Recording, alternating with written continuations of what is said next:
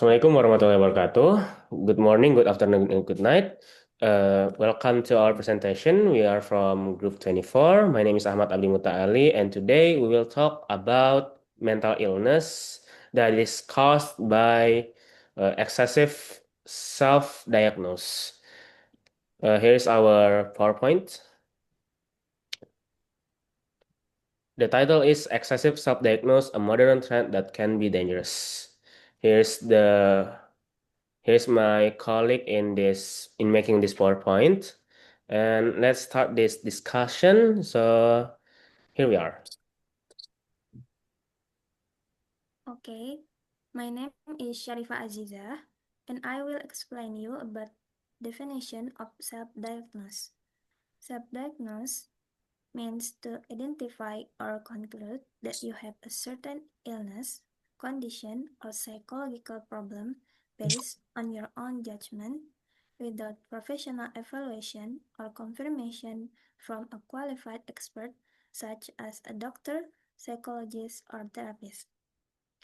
And self-diagnosis refers to the act of determining or concluding that you have a particular illness, disorder, or psychological condition based solely on your own interpretation of symptoms. This judgment is made without undergoing a formal evaluation or receiving confirmation from a qualified professional such as a doctor, psychologist, or therapist. In many cases, self-diagnosis involves relying on personal observations, information found on the internet, social media, or advice from non-experts. While the recognizing symptoms in yourself can be helpful, self-diagnosis can also lead to misinterpretation, unnecessary worry, or incorrect treatment because only trained professionals can accurately assess medical or mental health conditions using proper tools and clinical expertise. In simpler words, self-diagnosing means deciding for yourself what illness or condition you think you have based on what you feel or what you read online, instead of getting a real diagnosis from a medical or mental health professional. Thank you.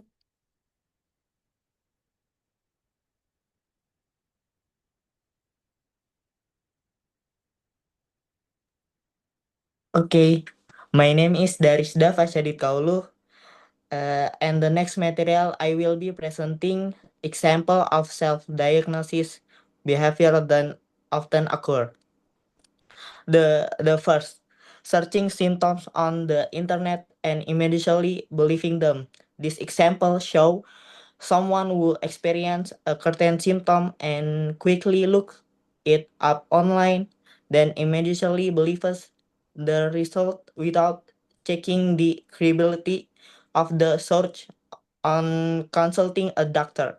This can lead to answer for or incorrect assumption about their health condition.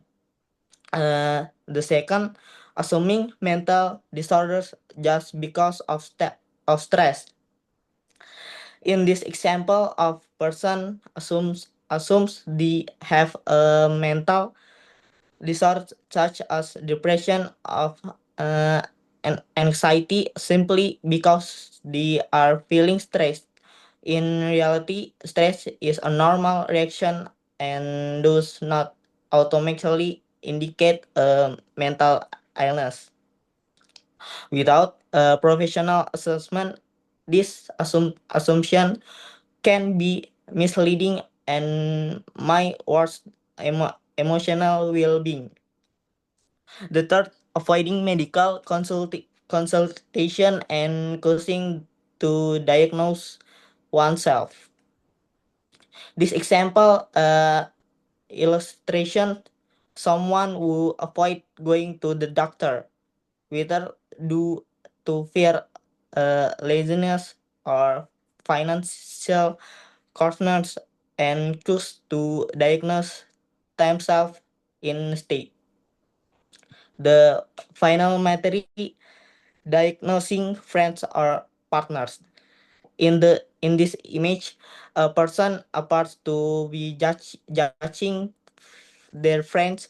This reflects the behavior of diagnosing others based only on way they see, such as mood change or emotional reaction. For example, telling a friend you're bipolar just because they seem mood. Thank you. Next.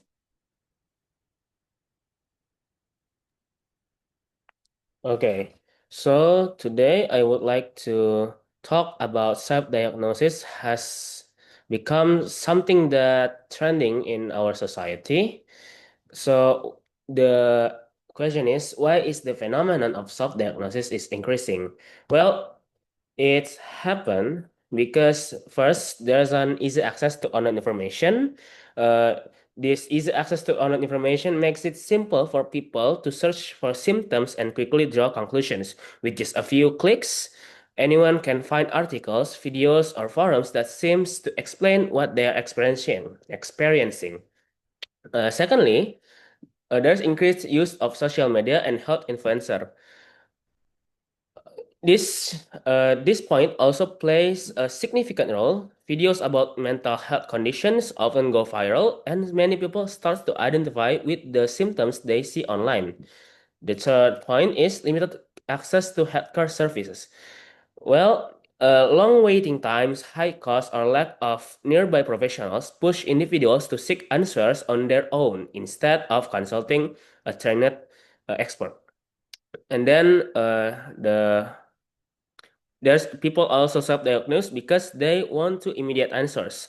In moments of stress or confusion, waiting for a proper appointment can feel too slow, so the internet becomes the fastest option. And the fifth cause is awareness and normalization of mental health topic.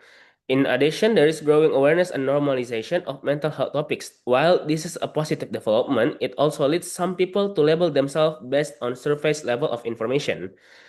And there's the next cause is fear of judgment or stigma. This is another key influence. Many individuals feel uncomfortable or discussing their concerns without others, so they turn to the internet where they can explore privately without getting judged by any other communities or people or individuals. And then some people also self-diagnose because they have a perception of being well informed. They believe that reading online resources makes them capable of identifying their own condition. And finally, self-diagnose can provide emotional comfort and validation. When people find a label that seems to match their experience, it can make them feel understood even if the conclusion is inaccurate. In summary, the rise of self-diagnosis is driven by accessibility, social influences, emotional needs, and barriers within the healthcare system. While seeking information is helpful, it is important to remember that only trained professionals can provide accurate diagnosis and proper support. And that's all from me. So I will give the next material to my colleague.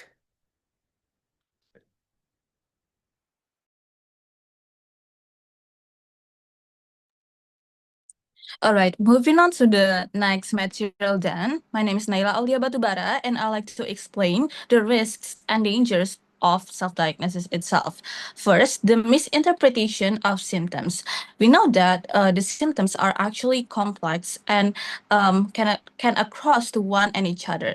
Taking example like headaches itself, someone could diagnose themselves suffer from like hypertension, or even the worst scenario one, a tumor, for example. So when we just relying on self-diagnosis, we often jump to the worst scenario, which is leading to the misidentified. This is bad because secondly, it would lead to the anxiety and overthinking. We know that when someone found the diseases that they experience is something that is unexpected. They suddenly get anxiety and overthinking about the worst scenario that might happen to them in the future. And then thirdly, the delay in the proper treatment. We know that when someone is only relying on self-diagnosis, they wouldn't go to the proper treatment like a doctor itself, and this would lead to the worsen their diseases itself. And then fourth, the misuse of medications. When there's no proper guidance, taking example from a doctor, someone would only relying on internet and trying to find out about the drugs or medicine that they should buy, and then without the guidance from the experience from the expert one, it would lead to the overdoses, for example. And then fifth, the lack of physical examination and diagnostic test. We know that in the medical, we know we have to require something that is important. Taking example, like the imaging from CT scan, MRI, and others. And of course, lastly, we have the professional evaluation, which is doctor, for example. And then sixth, the risk of physiological misdiagnosis. We know that in our society, for example, in the social media itself, like TikTok, Instagram, and others, people are often talking about the mental health, right? For examples, like we know the ADHD, bipolar, and then others like NPD and others. And then what it's make it worse is someone is only mislabeling someone with disorder A, disorder B, which is bad because it lead them to the wrong treatment that they should get from the psychologist. I think that's all for me. Thank you.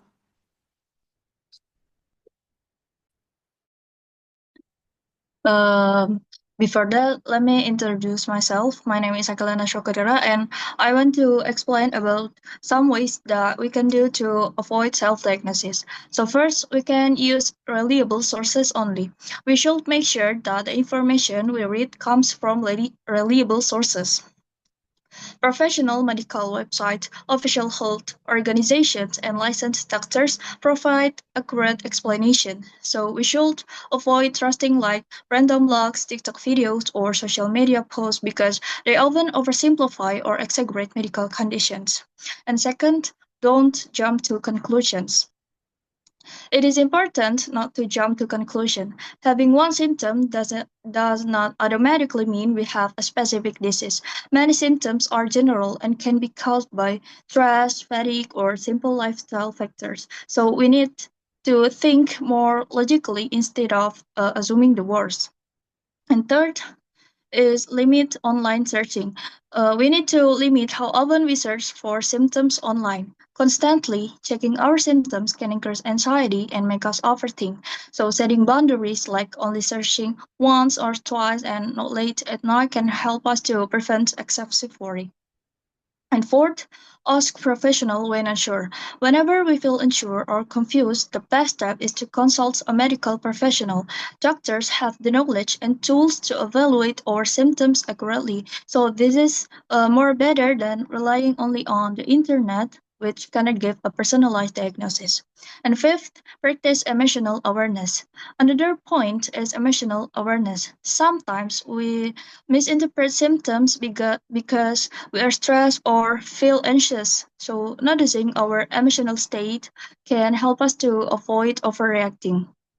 If we feel overwhelmed, taking a break and calming down before searching for information is more helpful. And last is strengthen health literacy. And finally, increasing our basic health literacy is important.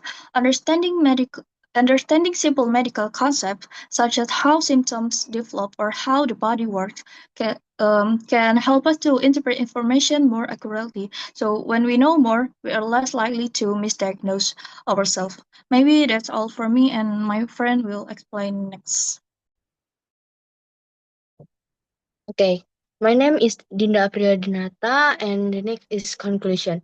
A self-diagnosis is a practice inherently prone to risk due to the misinterpretation of readily available online information.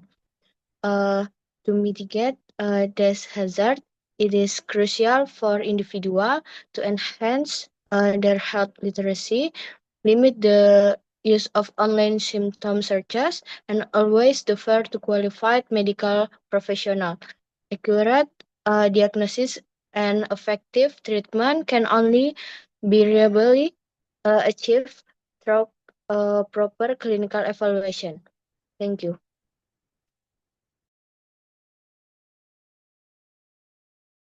So that's all from us. So thank you. But before all of us in this room leave the meeting, let me stop share screen first so we can see each other. First thing first, I want to thank you for all of you. And yeah, good night. Wassalamualaikum warahmatullahi wabarakatuh.